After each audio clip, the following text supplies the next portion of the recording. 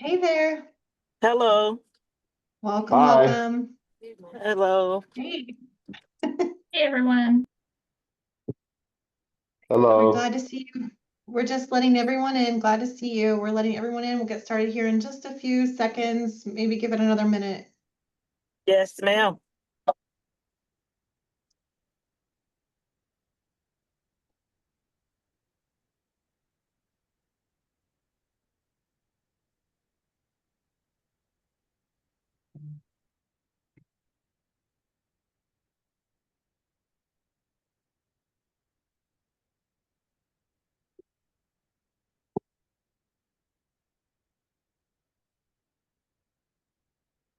Welcome, everyone. I think we are slowing down on our attendees joining us. We may have a few more come in, but we will go ahead and get started because it is 10 o'clock. We are thrilled that you are here today. This is our July Butler County Provider Meeting. Happy that you could join us today.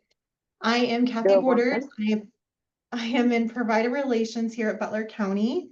We also have Amy Winkler joining us from Provider Relations. Hey everyone. Sorry, Amy. She will be helping out in our chat, answering questions.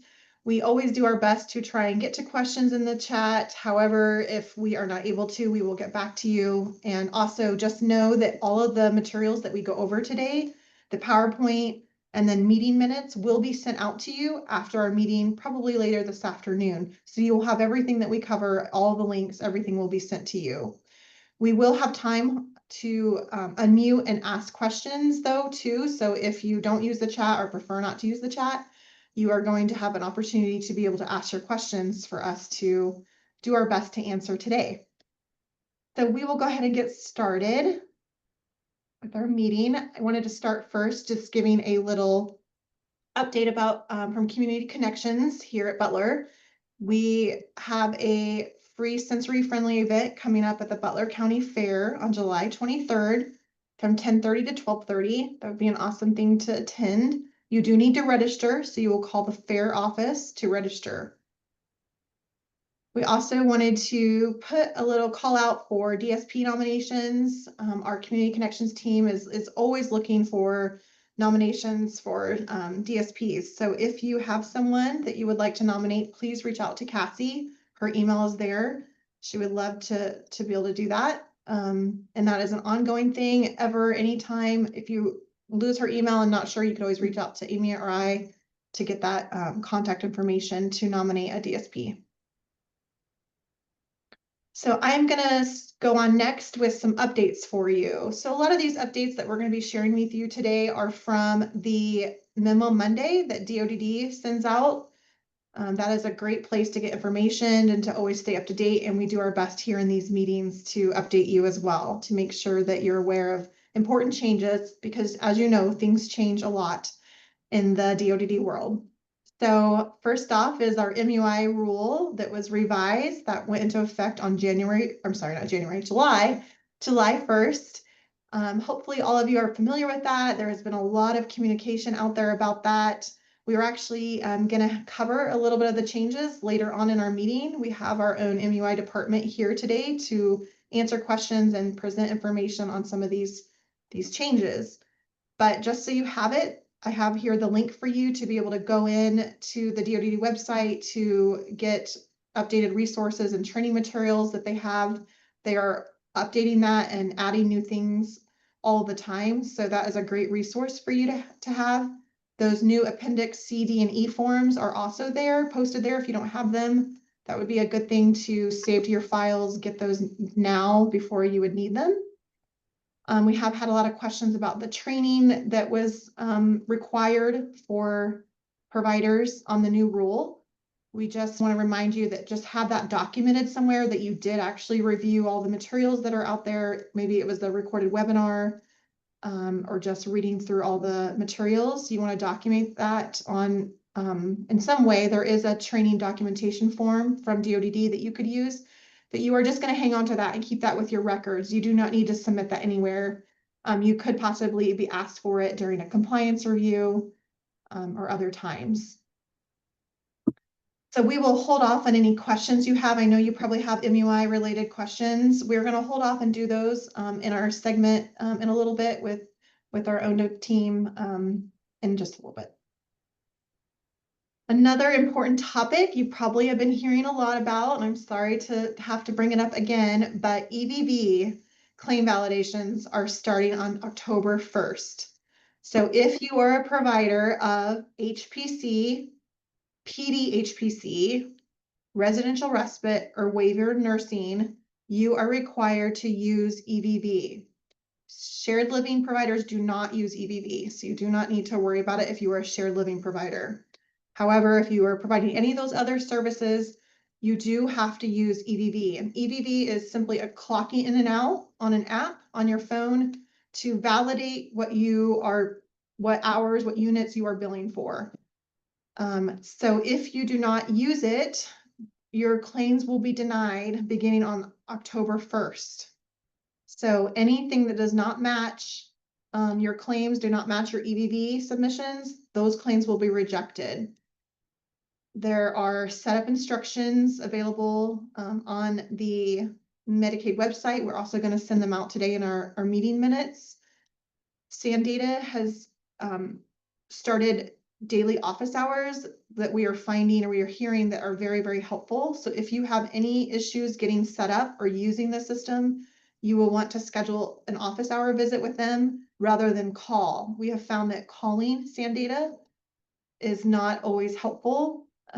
These office hours, though, are a one-on-one session, and they can look at your account and fix things that are wrong.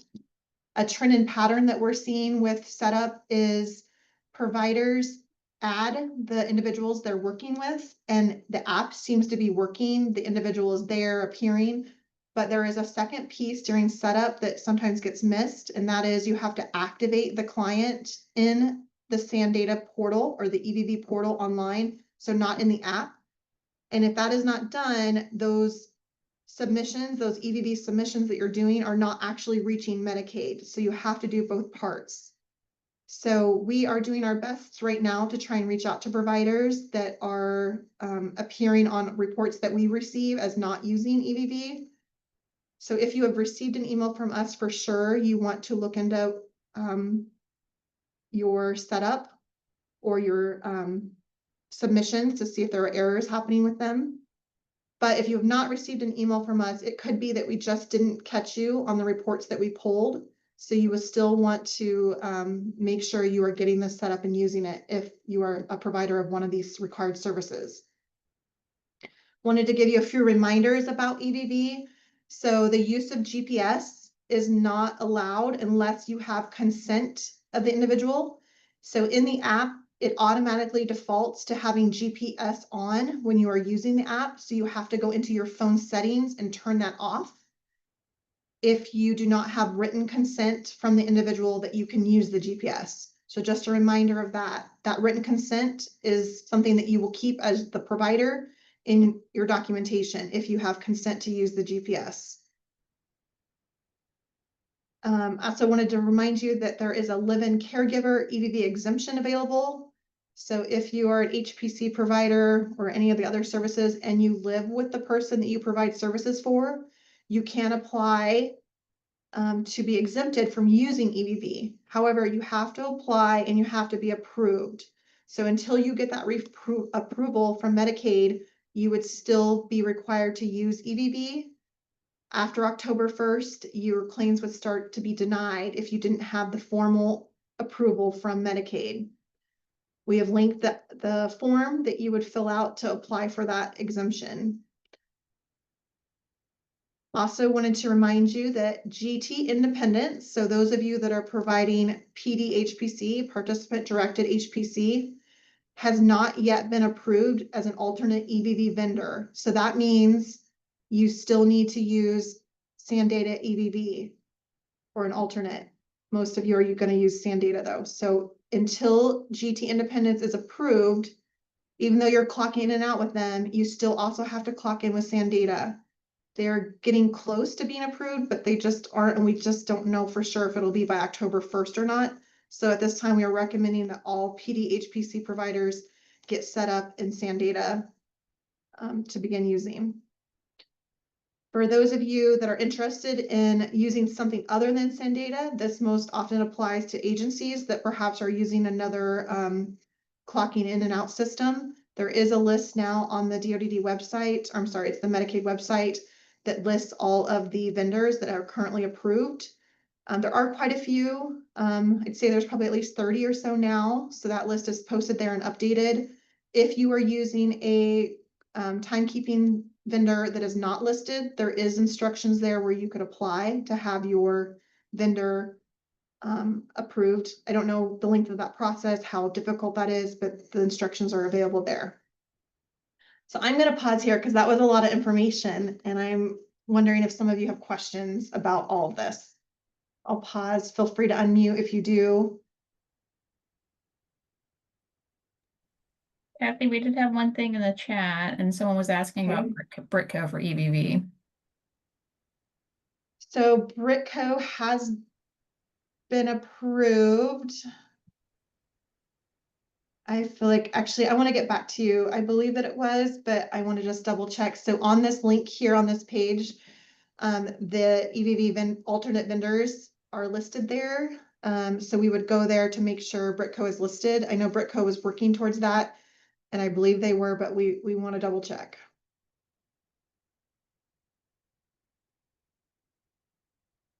Any other questions for us?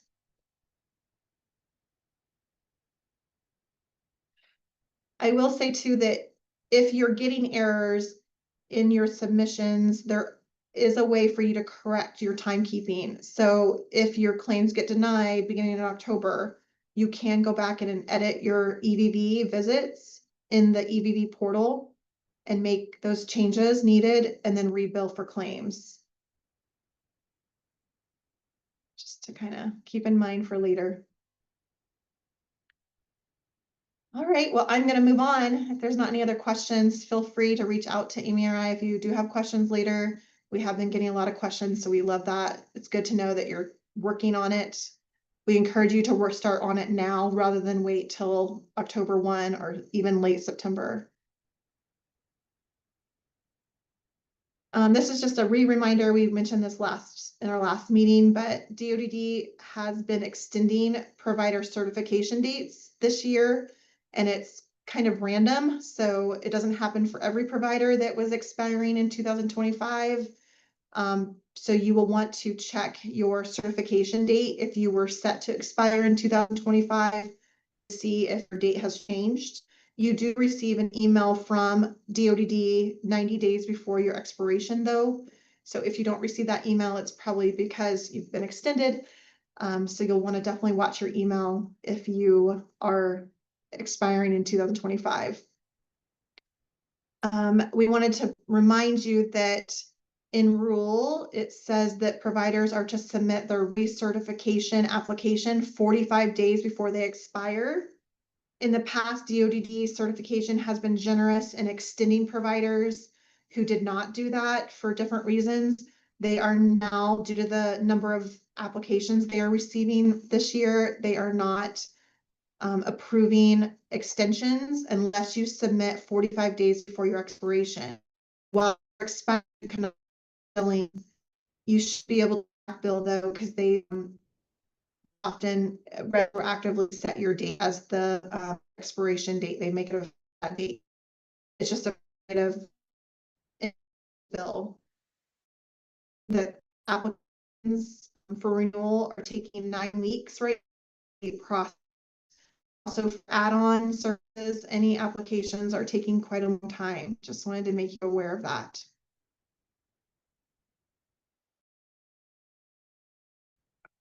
Another big announcement with us is we are changing our provider portal. Our provider search tool is changing from our current portal to the Live Care Marketplace, which was developed by OnScene. You should have received an email from us last week inviting you to join our new portal. That does not actually go in effect until September 1st. We have just sent out invitations to help you get registered, to get started, getting yourself set up in that system so that beginning September 1st, you can begin receiving requests for services there in that new live care marketplace. Those invitations were sent out on July 8th. If you did not receive one, you want to check your spam folder. We're hearing they are sometimes going to spam, and if not, reach out to Amy or I to look into that. Note that in order to be in this new live care marketplace, you have to have Butler County listed as your service county or a service county with your services in PSM in order to be included, because the information in live care is downloaded from DODD. So if you do not have Butler indicated as a county you want to work in and that you're actively taking clients in, you will not be added into live care until you add Butler. So we have instructions for adding Butler to your service counties. If you need that, we'll include that in our meeting minutes today. On Scene is really great. They offer 3 weekly training sessions for providers to register for and attend. They are virtual. So we will have the links for that in our meeting minutes for you to be able to register to get questions answered, maybe an overview of the system and how it works. But again, we have a little bit of time. This is not going in effect until September 1st. If you do not want to receive referrals for new clients, you just don't register in the new system. You can ignore that invitation, or if you choose to register, you can indicate in the live care marketplace that you do not want new clients. So you can shut that off, and then if you later changed your mind, you could turn it back on. It's up to you on how you do that. So after September 1st, we will not be posting any referrals for services in the old portal, the portal that we're currently using. That will no longer happen. It will only be in the new live care marketplace portal. So as long as you're enrolled in that by September 1st, you'll have a seamless transition. We are here to help you though if you have any questions or have any issues. We are going to continue posting new service requests in our current portal for July and August. Any questions about this?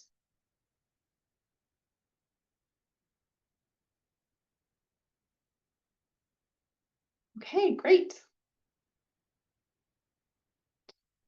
Switching over to training opportunities, just wanted to share training opportunities that are happening in either virtually or in our area coming up. The DODD Office of Compliance and the Attorney General Office is going to provide a background check basics training on July 31st. Registration is available now. A great one to attend, especially if you're an agency, to understand how to look at disqualifying rap sheets and things. SWCOG has ongoing trainings throughout the year. They have their next one coming up on September 4th. It is in person. It's the only one that will be in person. The others will be virtual later on. So registration is not quite available for that, but will be soon. The registration will always be posted on their website listed here. And Robin Thomas is available if you have any questions. The SWCOG is also hosting an accelerating wellness training series. There's 5 parts to that. There's 3 sessions left. The next one is coming up on August 18th. You can attend them even if you did not attend the others. They are standalones, or they also build upon each other as well. So again, registration not quite available, but will be posted on the website. We wanted to share with you, just kind of as an FYI, places where you can obtain medication administration certification training. These are the organizations in our area or that we know of that we refer to. So these are different options for you. The last one is for renewals only, but a lot of good options here for you to get that certification if you need that or a renewal.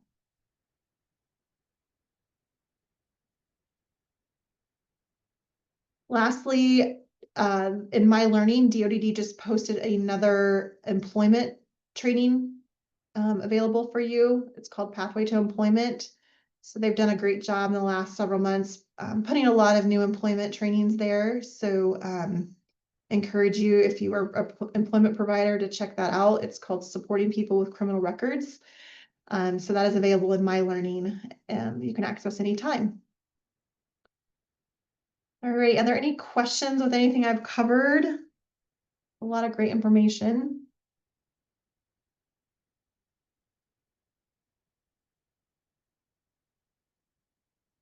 Okay, well, if you think of anything, feel free to reach out to us or post it in the chat.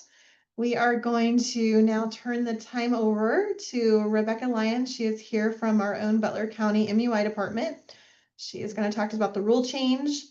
After she presents, we also have the Butler County Regional Transit Authority here with us. We have Katie McKnight with us. She is going to share with us a little bit about what they provide, what they can help with. So I will turn it over to Rebecca. All right. Thank you. It's good to be here. I started out in provider world, so it's always good to come back and touch base with you guys. I wanted to present a little bit about some of the questions I've had on the new rule change that went into place on July 1st. So how's that going for everybody? Pretty smooth, pretty good. We're running into issues case by case. So if you do come into any issues or have any questions, now's the time, but you can always reach out to me and I'm happy to help you with that. I did want to share, let's see here. All right, can you see my screen? Right now it's just blue. Oh, there, I got the QR code. Okay. Perfect. So I pulled out some slides from DODD's training. Hopefully you were able to attend one of those, or you can go back to their website and go over all of the rule changes that will impact you. But again, I just wanted to pull out a couple of pieces here today and take any questions you guys might have. This is the QR code for the rule. You can use that. I encourage you take an hour, take an afternoon to go through, make sure you're very familiar with the new MUI rule and really any rule that impacts you. So you know what you can do, what you can't do, what you need to do. So there are no surprises along the way. So I did want to include that. I also wanted to remind you, even though the rule changes every 5 years, the purpose for us being here remains the same. We are partnering with you. We want to improve the lives of the individuals that we serve. Our system does feel like a gotcha system sometimes. There are a lot of sticky points in it, but I want to encourage you to communicate with us, be transparent. If something sits on your desk for 2 weeks and you miss it, go ahead and report that. We want to fix those kind of issues. That's why we're here. But we're not here to shame or blame you or point fingers. So we're here honestly to help you. We all want to remain in compliance with the rule. So don't be afraid to reach out. So the major issues that changed in this rule are the processes. There are a few definitions that changed, one that changed pretty significantly. We'll talk about that one. But mainly how we go about investigating. So we have currently administrative investigations. That really hasn't changed in our process. But what has changed are the reviews. So the investigations would be that abuse, neglect, misappropriation, exploitation, the injuries, med emergency, all of those that you see.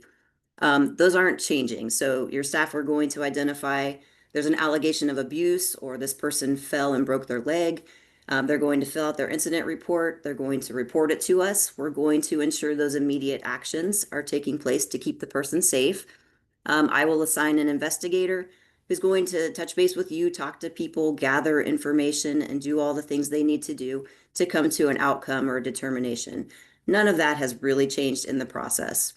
What has changed is the former category C, 3 specific categories of unapproved behavior support, unanticipated hospitalization, and law enforcement. And with these, we're now considering these a review. We are partnering with you as the provider. You have the most firsthand information. You're responsible for following up on those hospitalizations. So now they've added a form for you to do. Unfortunately, it's an extra form.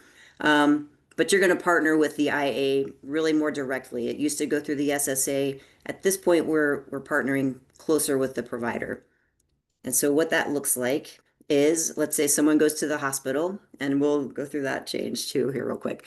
But if someone goes to the hospital and it's an MUI level, you're going to fill out the incident report like you always did when you send them out.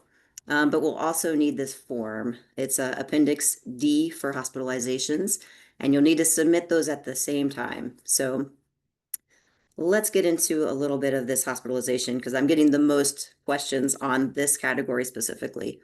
because it did change pretty significantly.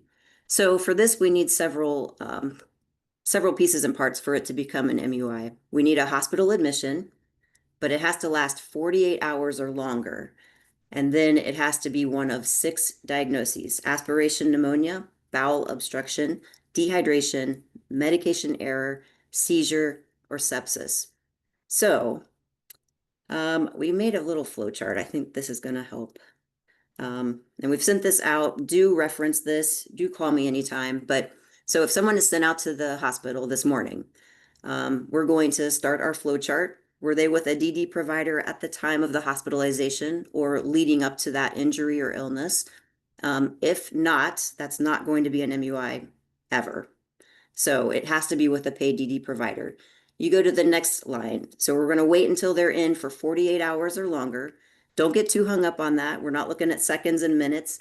If they went in Monday overnight, 2 a.m., they went to the hospital, then this morning when you came into work, I'd expect you to check on that, see if they're still there, and then start your process for the following steps if it's an MUI. So if they're not in there for 48 hours, we're either going to wait, or if they were only in for 24 hours and they were discharged, that's not going to be an MUI. That's going to be a UI level.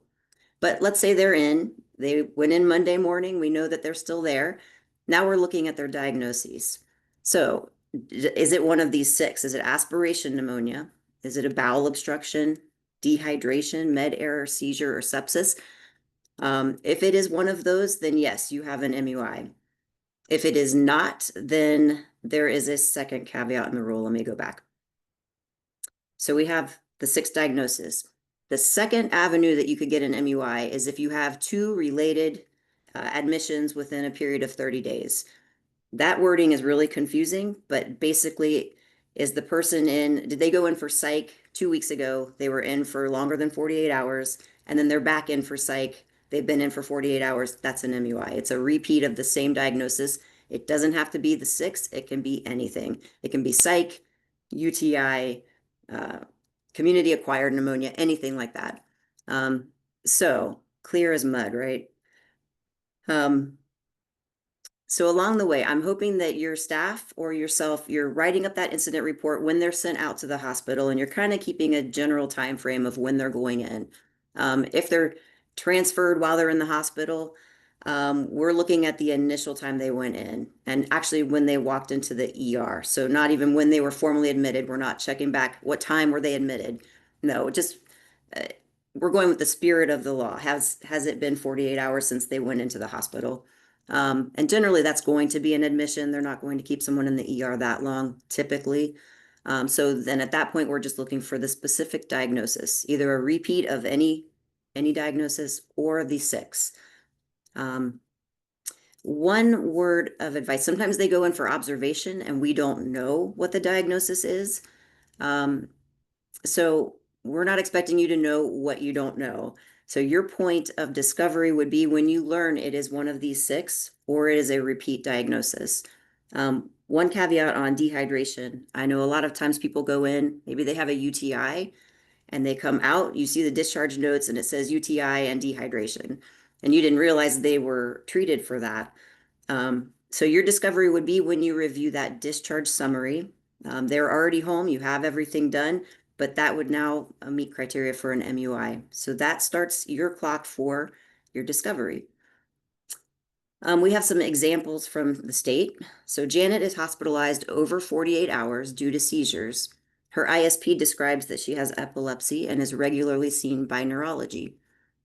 So in the former rule, we were allowed to put in the plan that this person regularly has seizures. If they go to the hospital, it will be a UI. We cannot do that any longer. I only know of a handful of people who had that in their plan, and we've reached out to change that language. So we do want that in her plan, that she has epilepsy, she's seen by neurology. We want all those risks in there. But every time that she's admitted for seizure activity over 48 hours with a DD provider, that's going to be an MUI. And again, also, we can no longer combine. So we used to say they went in and out and in and out and in and out in a certain time frame. We could put all those together. Each incident of hospitalization will need to be filed separately at this point. The next example: Jim's hospitalized for 3 days for psych. After discharge, he's readmitted 2 weeks later, again for psych. So we would file that second one because it is the second occurrence of that diagnosis. If he went in 2 weeks later and was admitted for psych, we would file that one again and continue. That 30-day window just keeps rolling. So we know some people cycle and we might see more hospitalizations there. But that first one is going to be a UI because it's not one of the 6. The third example, Jose is admitted to the hospital for 4 days due to bowel obstruction. That's pretty clear. I just had one last week that was a fecal impaction, and I had to ask DODD. I'm like, it's kind of the same. They kind of have some overlap. And they said, no, it has to be the language until we get further notice. So it has to be bowel obstruction or any of those other 5 diagnoses. And then the last one, Mary's prone to dehydration. She's admitted for 3 days due to dehydration. Pretty clear cut. Again, do use the flow chart. We've sent that out. We can send that out again if you need it. Or reach out to me. If someone goes to the ER and you report that, I do keep track of those, and I have a little flag for when they are in for more than 48 hours. So I would check back with you and ask, have they been in longer than this, and what are the diagnoses? So you can use us. Other counties, I'm not sure what their processes are.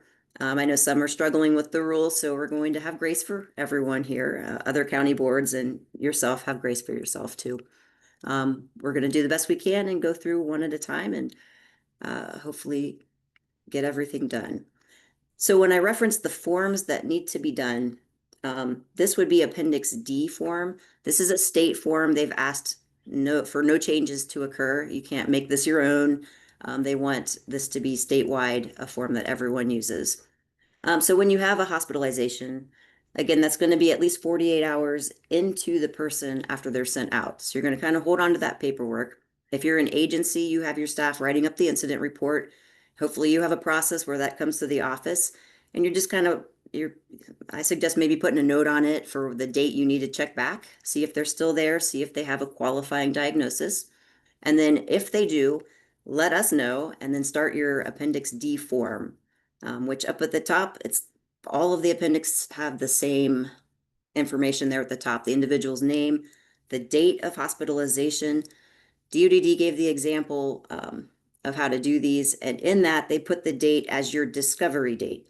So it's not the date that the person went into the hospital, but it's the date that you discovered it, whether that's 48 hours later or something like that. So that's your discovery date. That's not very clear on this form, but that was the example they gave.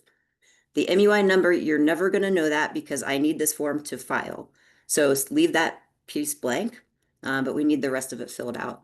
The date the form is initiated. Again, if you are an agency, you probably have someone in the office who you've appointed to do these appendix forms.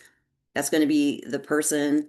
You want to put your title, your contact information, because again, we're partnering with you on these. So we want to touch base back with you and get more information on the back end. Your provider name. So fill that out pretty thoroughly, and you want to do part 1. And part 1 is basically the history, what's going on. A lot of this will be similar to the information in the incident report, but they also want to look at some history that you know of, what happened in the last 72 hours leading up to the hospitalization, what actions did you take to address any symptoms, etc. We do have examples from DODD, so the first few times you do these, I suggest looking up those examples, and we can provide those to you as well, just to get the ball rolling. It's pretty simple. It's pretty self-explanatory. But the main piece for you is that I do need this form by 3 p.m. after your discovery date, along with the incident report. We have to have this form to file the case. Are there any questions so far on forms or anything up to this point?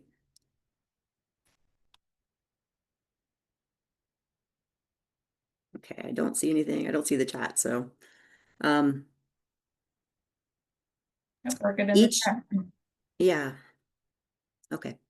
Each of those 3, the law enforcement, the unanticipated hospitalization, and the UBS, they're all going to have a different appendix that needs to be completed, but the process is pretty much the same.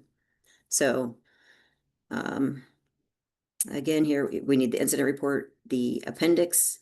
In this case, if the person, let's say they were discharged home and you realized they were treated for dehydration, you didn't know that prior to that. That's going to be your discovery date. So if they came home yesterday and you reviewed their paperwork today, you got their discharge summary, you went to their My Chart or whatever you need to do, and you saw that, today would be your discovery date. That means you have until 3 p.m. tomorrow or the next working day. If it's a Friday, you have till Monday, 3 p.m. to fill out this form and to get the incident report over to us. I do implore you to be timely. Give me a call, give me a heads up that it's coming so we can be prepared and meet our deadlines as well. But that's that. Each form, again, is a little bit different, but they're kind of, the top part's the same. They just want to know the history, what's going on, what have you done. With the UBS, they want to know specifics about what that looked like. I know some of you use Aegis or other forms of crisis intervention. Just describe what that looked like, and because we don't always know all of those moves, like Aegis level 2. I don't know what that looks like off the top of my head. So describe what happened and why it was important. The UBS, I think, has the most to fill out. It's got, I think, 3 pages. But again, we need that and the incident report by 3 p.m., the first working day following the incident in this case. And then law enforcement is similar as well. I probably will see fewer of these just because most individuals are charged or arrested or incarcerated without a paid provider. But in the case there's an altercation in the home and the individual is arrested, we will need your incident report and this Appendix C. Okay, that is the majority of what I wanted to focus on. I do have some other things if you guys want more information, but let me look at the time. I think we're getting pretty close to wrapping up here. We have time for questions. If there are any questions, that would be okay. And again, we tend to see questions as they come up. So if you have someone being sent out to the ER and you're confused, you don't know if this is going to be a UI or an MUI, just reach out. I'm happy to walk you through that. I talked to a provider who was crying this morning and I'm like, it's okay. It's just paperwork. It really is. The person's safe. They're in the hospital. They're getting the care they need. So I know it's confusing. It's a little different. Hopefully it will become secondhand here for all of us shortly.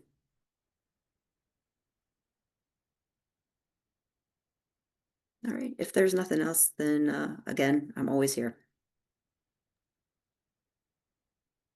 Awesome, thank you so much. Yeah, we will be sending out the hospitalization decision tree and the new appendix forms as well as the examples today in our meeting minutes. And then I will also include Rebecca's email. Of course, you can just use the MUI email if you have questions.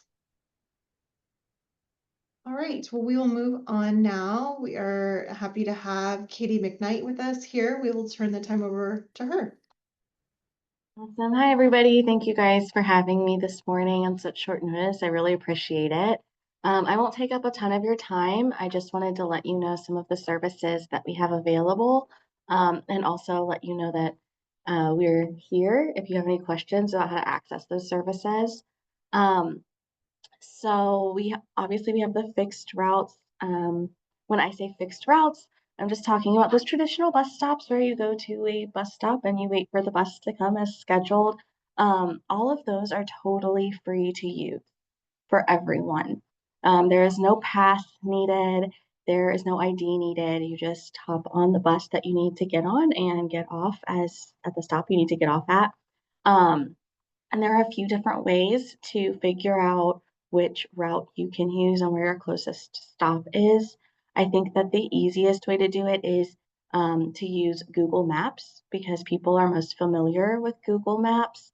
So you would use that just the same way that you use it if you're driving your car.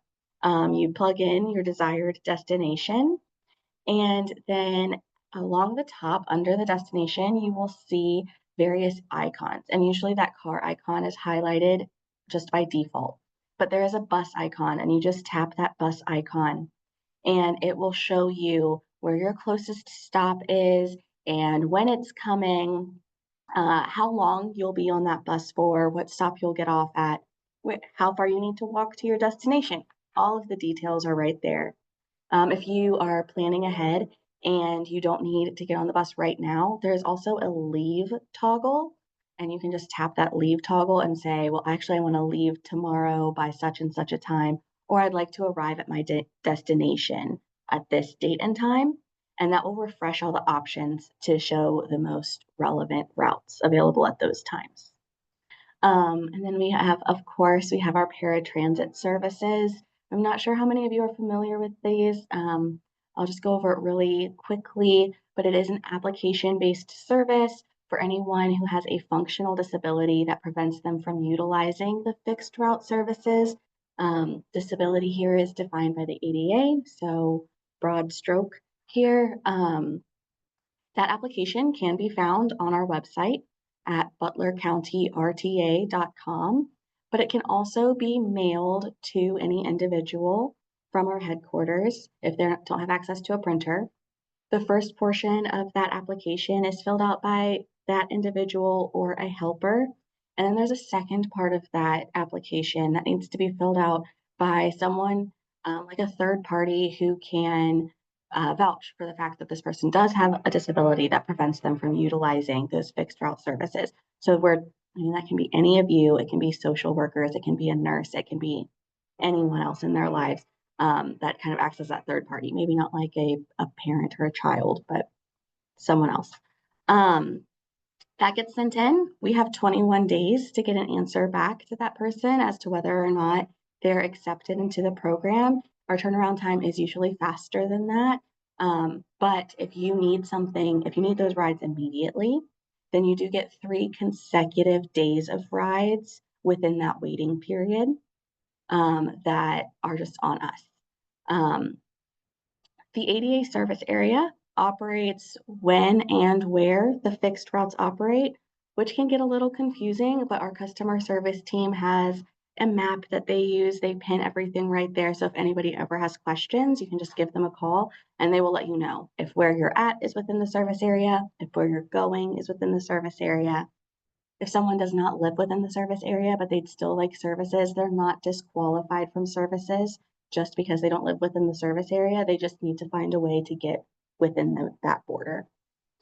And then the last, well, actually 2 more things I want to touch on quickly. One is our county-wide curb to curb program. It's very similar to Uber or Lyft in that it will pick anyone in Butler County up at their address and then take them to any other Butler County address for only $5 per person per ride. So if somebody needs to go 3 blocks over, that's $5. If somebody needs to go across the county, that is $5. That can be scheduled by calling our customer service team. Those can be scheduled up to 7 days in advance, or they can be scheduled using the BGO app, BGO, and that app is just on demand. So it will search for rides that are available within 45 minutes. All of those rides are provided by BCRTA employees. So it will be a BCRTA wrapped vehicle coming to pick that individual up. Nobody's pulling up in a Toyota Camry and asking anyone to hop in the back, and all of our vehicles are mobility aid accessible. And then the very last thing that I wanted to touch on is that we now have a jobs map available. So if there are individuals who are looking for jobs, but they need help with transportation, this map shows all of our fixed route bus stops and the businesses around those bus stops within about 1/4 of a mile. You can tap on the business's little pin on that map, and a gray box will pop up with the word view on it. If you tap that view button, it takes you to that business's careers page.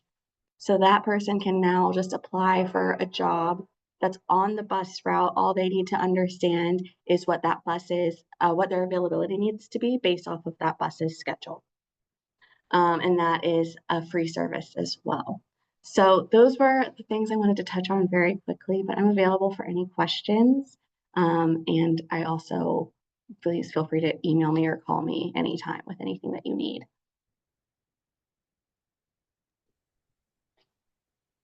That's amazing. Thanks for sharing that. We will share your contact information with everyone today. Does anyone have any questions right now for Katie?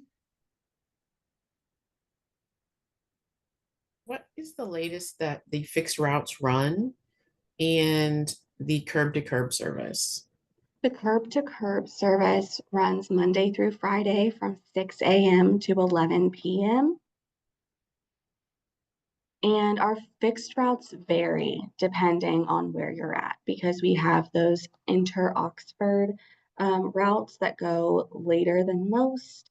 We also have Middletown routes that have some Saturday and Sunday hours, and then we have the regional routes that are Monday through Friday. So that just depends on which route they would need to take.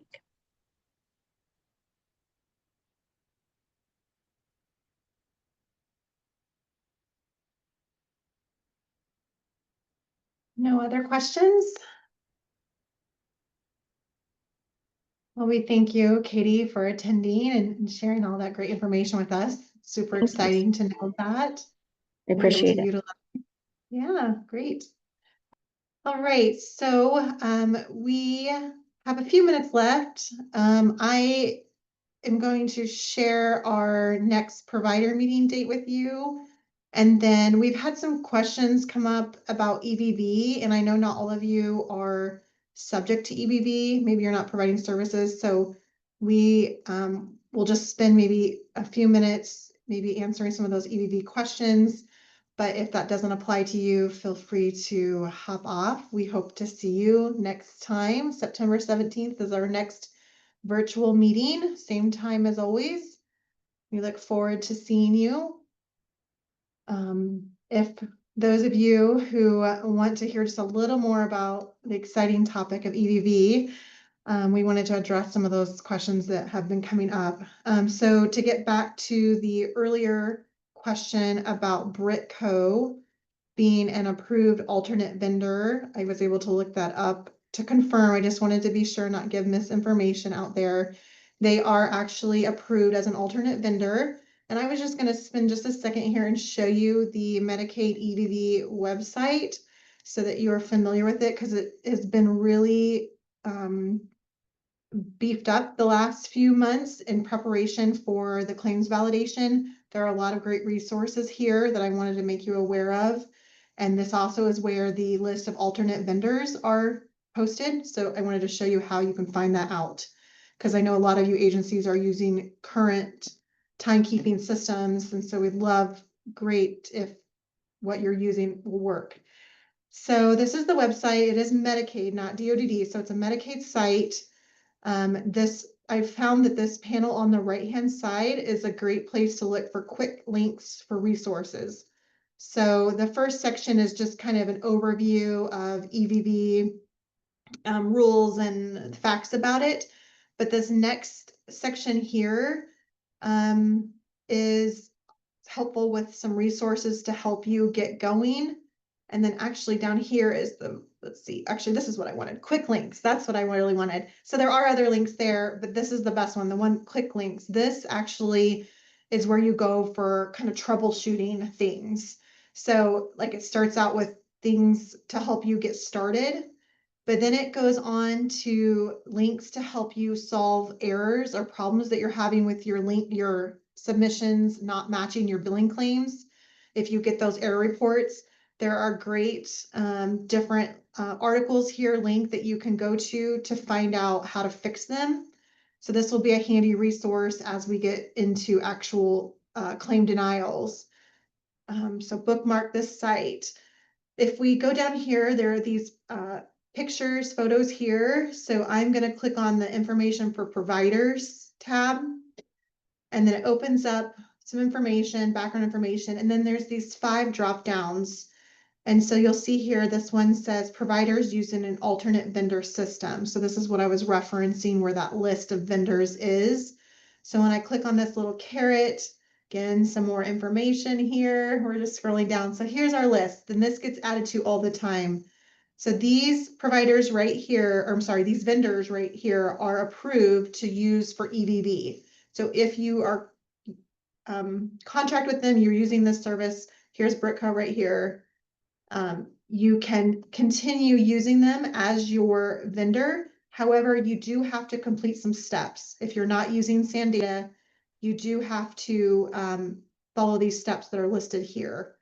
You have to let them know, basically, Medicaid needs to know that you're not using SAN data and who are you using.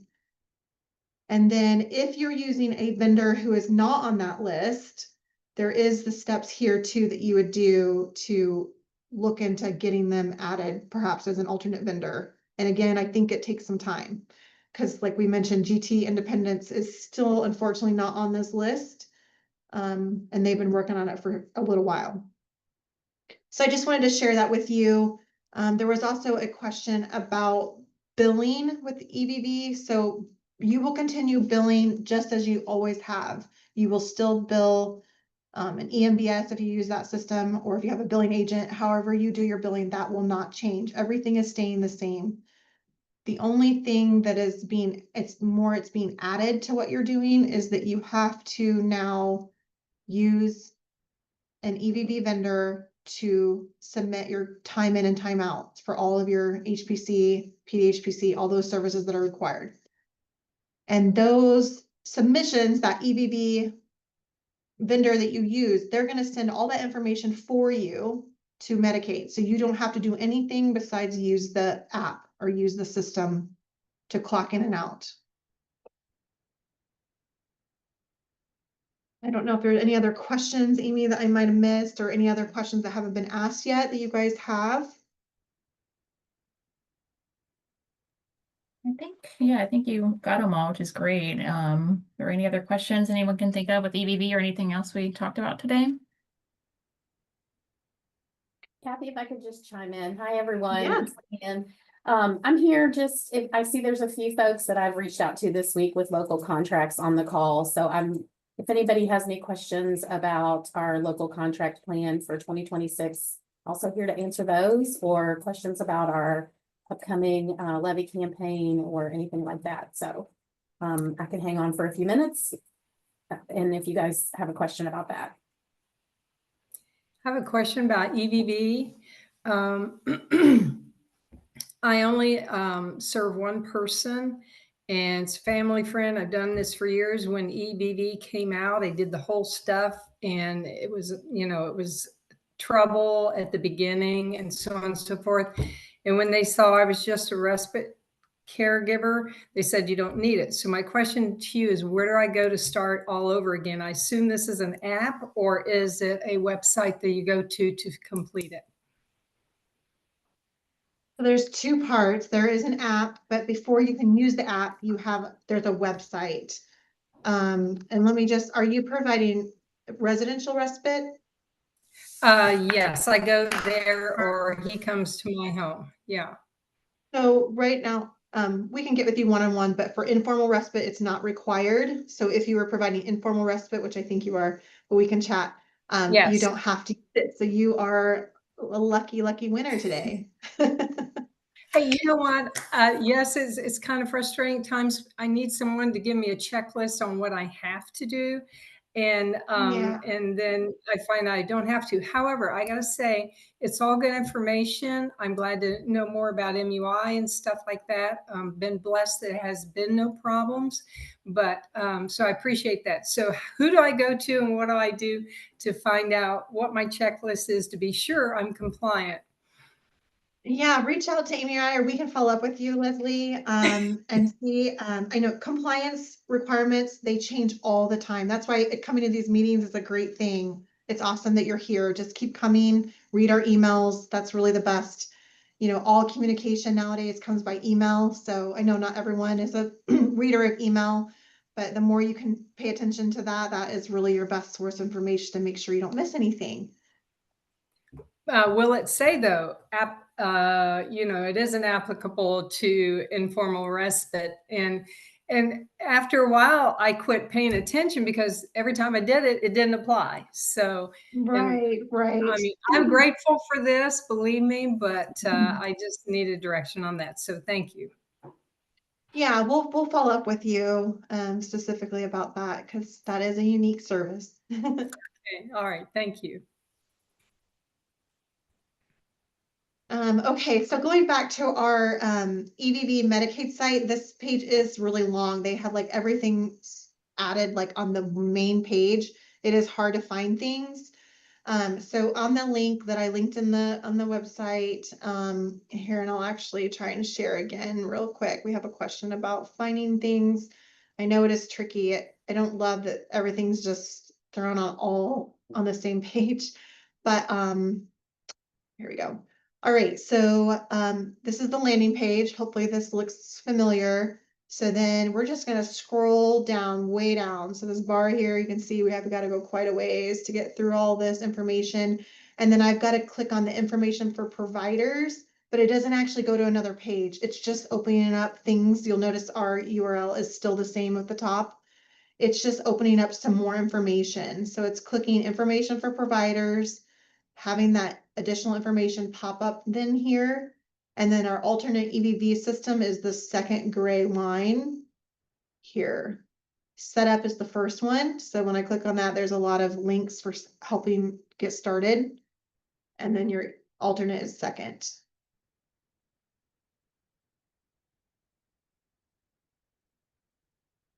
All right. Any other questions for us?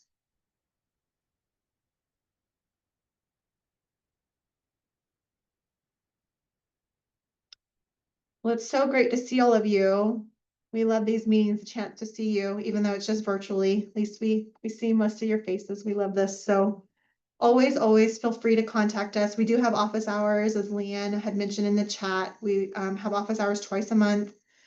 We would love to have you come if you have questions. We do have particular topics, but we always have time to answer or help you with more individualized questions, issues you're having. We don't have any EVV specific whole training sessions planned right now. We're kind of waiting to see how it goes. But we do have those office hours regularly, and they are linked in our communications. They'll be in our meeting minutes, as always. All right, everyone. Well, have a good rest of your day. We'll see you next time. See you, everyone. Bye. Thanks for coming. Thank you. You're welcome.